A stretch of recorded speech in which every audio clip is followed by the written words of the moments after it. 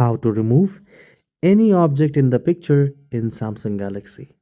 So I'll open a photo where, let's say, I do not want this bike. So I'll click on this middle, this star sign, and it will give me an option generative edit sketch to image.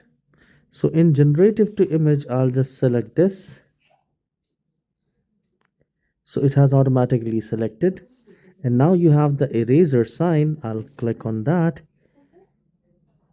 and I'll click on save.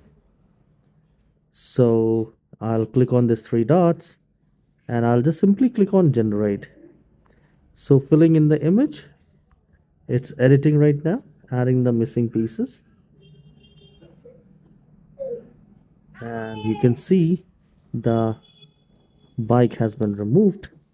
And here I'll simply click on save copy, and here we go. So this is how you can remove object from any picture in Samsung Galaxy Ultra phone. Subscribe for more tutorials like this. Have a wonderful day.